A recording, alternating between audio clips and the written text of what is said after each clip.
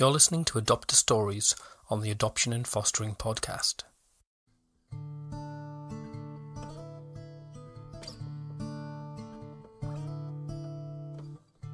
There is no one story or one true version of adoption. Speaking to adopters can give us one perspective that can help to develop our understanding of the complexity of contemporary adoption. Listening to other people's stories can help us make sense of our own story, where we've been, and sometimes where we're going. If you'd like to share your story, then please privately message me, Al Coates, or Scott Casson-Rennie through the podcast's Twitter feed or Facebook page. In this edition of Adopter Stories, we speak to Paul, who with his husband adopted 2 boys 3 years ago. Paul shares parts of his story, his views and perspectives on adoption.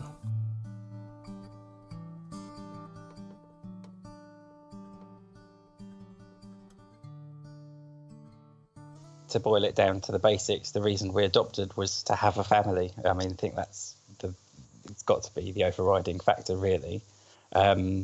We did look at other options to start with, but surrogacy is such a legal grey area. Plus, there are children that needed a home, and so adoption became, it was our first choice, really, for having a family. And so 5 years into our relationship, we decided to start a family and approached the adoption agency. And then a year later, we had children. So it was quite a short process for us. We right from the outset said we wanted to adopt siblings. That came down to, we said we wanted 1 boy within that sibling group, and we ended up with 2 boys. The age range that we had, we started off actually quite a small age range, which said we would prefer between 2 and 4. And then we sort of thought about it a bit. The reason we didn't want below 2 is because we thought we had no chance, because we're a gay couple. Everyone wants under 2s. But then we sort of thought about it a bit more. We went to the New Family Social Camp just as a couple, interacted a lot with the children there and the other parents, and decided actually older children, why not? And then we changed our range up to I think from birth to 7. And actually, as it came about, we ended up with 2 children under the age of 3.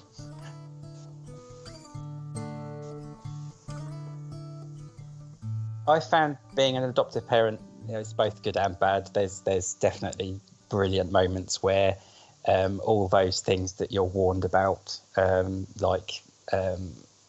your child is going to need speech therapy, he's going to have development delays or what have you, and you watch your child develop and just kick those concerns into touch and outperform everything that's expected of him. That was absolutely amazing to see, because we didn't put any pressure. We just let him do what he wanted to do, and he's just excelled. This is my eldest son, who's now starting year 1 next year, and he's just phenomenal. He became a very articulate child very quickly after he moved in with us. He went from not being able to talk very well to just never stopping. His reading ability is amazing. I'm so proud of how he's come about, actually. Yeah, that's the good side. I'd say it can be bad as well. It can be extremely stressful and can take a toll on your mental health, if I'm honest. There are moments when one of my son's behaviour is so extreme that we just kind of don't know what to do with it. We are trying to get some support. We're sort of in the process of starting that, actually. We're still trying to work out whether it's mostly to do with his situation at the moment, because my youngest son's about to start school. So it's a tough time for him. He's also just passed an anniversary of his adoption. So and his birthday as well, all came at the same time. So he's been very, very angry. And I found it a struggle because I've also been having work issues, which meant I had absolutely no patience left whatsoever. And then I came home from work, he wasn't being very nice to me, and so we fed off each other's anger, and I certainly didn't help him, and he certainly wasn't helping me. But I was the grown up, so I had to make a change. So, so I quit my job. So yeah, I quit my job to go self-employed, which I shall be starting in September. Hopefully, will be less stressful than the problems I was having at my work. Might be more stressful. Yeah, so we're sort of dealing with that as we come. We've got the GP involved to see if there's anything medical going on. There were things which we were warned about when we adopted him by mostly the foster carer, a little bit from the social workers, but the foster carer has been an amazing support. We're just still in our lives. We see her very regularly. She's amazing. She offers us advice whenever we need it. She's there for the children if they need her. Yeah, I couldn't ask. Our introductions went as well as they possibly could have done, I think. And we've forged a relationship with her family to the point where they're part of our family as well now, which is another good thing about our adoption, I think. We've extended our family to the boys' foster family as well. They're our foster family. We always refer to them as. The relationship between me and my partner, I think, is quite strong still. I don't think it's changed a great deal. I mean, obviously, we don't have as much time for each other, but I think we're both happy. Well, I am. Don't know about him. He's out with his friends, so you know, we both get time for ourselves and each other as well. When with my family, my family have been incredibly supportive. My mum and dad babysit on a regular basis. My dad has really excelled in ways which I never thought he would, because he was always the parent that went to work. So I didn't necessarily see him at home very much he was a good dad, I would say, but it was my mum who was the primary carer, not my dad. And my dad has been doing all sorts with my children, like looking after them on his own, which was like jaw-dropping the first time he did that and volunteered to do that. Yeah, my siblings have been very supportive as well. They even ask us for advice sometimes because our children are slightly older than theirs. I think they sometimes forget that we didn't have the baby stage, so we can't offer any advice on that. Don't know anything about babies whatsoever. Friends, I think we've suffered the same as any parent does, in that when our friends became parents, we saw less of them, although we still saw them. Then we became parents as well, and now we don't see each other hardly at all. It's not anything to do with adoption. I don't think it's just being parents, and you kind of don't have time for that because you're with your own family. But when we see them, they're supportive. I mean, my friends allowed us. I see how funny that is, saying that, to babysit their children whilst we were going through the process to get experience of childcare, and I thought they were doing us a massive favour. Now I think, oh my God, how much of a favour were we doing them so they could go out to the cinema and things? We even had them for a whole day once. It was, yeah.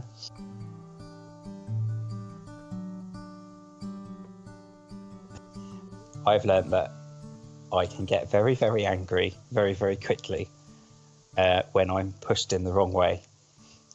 And children have a very good way of doing that.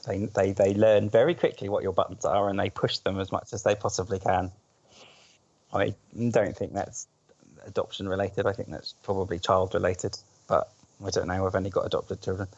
I've learned that adoption isn't necessarily a good thing. I always think is a bit of a weird thing for an adopter to say. But the way I view it is that adoption happens because something's gone wrong somewhere else. Yes, I wouldn't have a family, wouldn't have children without adoption. But at the same time, the things that they've gone through to get to that position, I wouldn't wish upon anybody. So it's a necessary evil, I suppose, I think. Yeah, I find it very difficult to reconcile adoption with, being positive about it. People go, oh, aren't you wonderful taking on these children? It's like, yeah, but I shouldn't have had to, really. You see, originally I started off wanting to have children. That was my reason for adoption. And now you kind of learn about the things that the children go through, and it kind of changes your perspective of adoption, I think. It isn't really a method to become. It is a method to become parent, but that, I think, is now a secondary goal, a secondary thing to helping the children have a stable life. That is what I think adoption should be about, primarily, not about giving people children who want to have children. Yeah, it's an interesting one, because you'd think that adopters are advocates for I am an advocate for adoption in the right circumstances. But it has to be child-led. It has to be in the best interests of the child, always. And if you come at adoption not thinking that, then you're not doing the right thing, as far as I think now. That's probably, is that okay to say that? Yeah. Well, I've said it now anyway. Yeah, don't ask me to come to an information evening and speak. I don't think, because I think they don't want you to be too honest about it when they're talking to prospective adopters. You don't want to put them off because they're needed, but at the same time, if you don't tell them warts and all truth, then you'll get the wrong people. And then, I don't know. There's this dichotomy of feelings to do with adoption. You need to have the strong people who are willing to adopt, but at the same time, the main reason they're going to adopt is because they want kids. Yeah, it's complicated, I think. It's probably. I sit on the adoption panel in my area, and vast majority of the people that come through, that's what they want. They want children. They want another child or children. They are unable to do so because of for one reason or another, and then they choose adoption. The vast majority of people are also looking for babies, which is a shame, because it's not that, and plus there's a lot of older children who are perfectly fine to need a family. And the perception that they're more difficult to place, they are more difficult to place because there aren't any adopters who are willing to take them on. And that's just because I think of a false perception of them being more difficult. I mean, they might be. But there's also health issues which you know about, or you know what they're going to have. They don't know with a baby whether there's going to be health issues like FASD. I mean, you can guess, but you don't know until they're a lot older. Yeah, I could talk about that forever.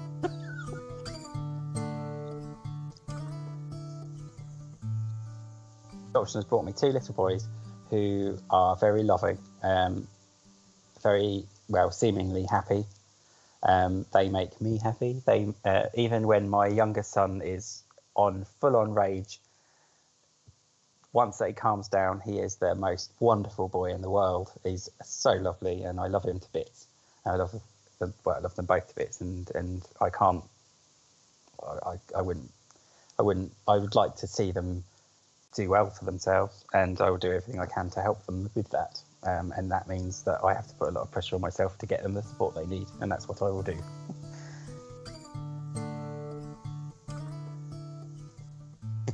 I would adopt again. Without hesitation. I would try and go at it with a bit more knowledge of the adoption, not the adoption process. The adoption process is actually quite straightforward now, but the type of children that need homes. With hindsight, I would like to know more about the real children, not the profiles that you're presented with, but the real children behind the profiles, because the profiles that you see during the adoption process tend to be sugar-coated. Even the way they portray the negatives, I don't think are always as extreme as what they actually are. And now that I know more about the conditions, which attachment disorders, FASD, etc., I know more about that now because I'm living it. So I was, I think I could have been better prepared in that respect, but I would still adopt again.